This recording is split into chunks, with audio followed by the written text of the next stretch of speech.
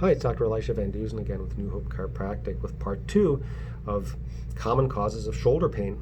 Shoulder pain is something that I see a lot in my practice. It's very prevalent in society, especially with more computer usage and repetitive movements at a desk job or at a computer. Also with increased driving and lack of exercise. All these things will put pressure on the shoulder.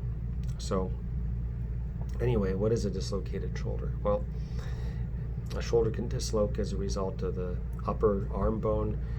That's the humerus coming out of the shoulder socket, and that causes intense pain.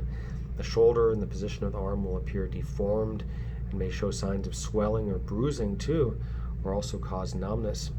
So typically here, a significant trauma will cause this to happen, like a fall on your shoulder or a car accident or somebody yanking on your arm rapidly. So typically doctors will administer a mild muscle sedative before manually maneuvering the arm bone back into the shoulder socket. And once it's repaired, then typically you wear a sling and also then get some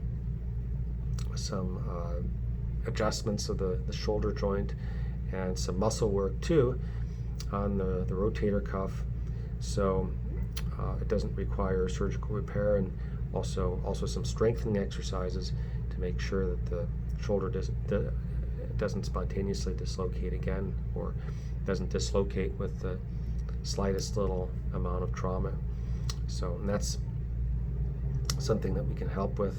Chiropractically, we can put it back in place. In mild cases of dislocation, also we can adjust the shoulder after it's been put back in place and work on those muscles to stretch and strengthen them so that the integrity of the joint is reestablished and you don't run the risk of having another shoulder dislocation, which is incredibly painful and is something that you can be prone to have again if the joint isn't properly repaired and isn't in proper alignment.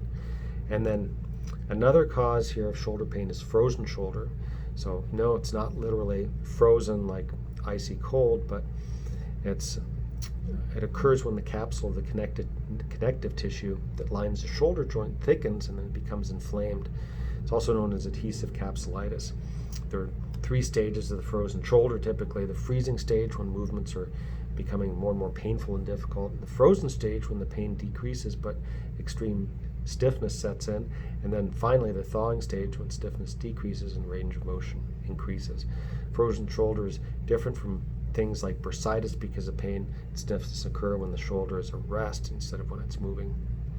So typically it's more common in women over 50 and those with diabetes or thyroid disease, but the cause of the problem is generally pretty diffuse, and it can be a variety of different things. It can be the result of trauma or injury, but sometimes there's no precipitating factor at all.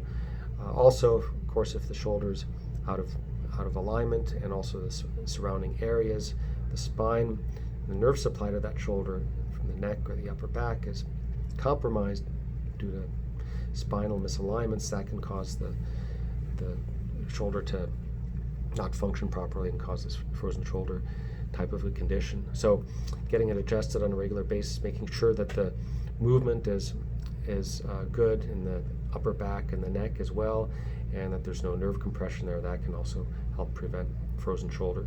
So again, chiropractic is very effective for these things, and will decrease the likelihood of having shoulder pain because of these conditions. Check us out at newhopechiropractic.com. You can even book an appointment through the website. And with that, have a very healthy day.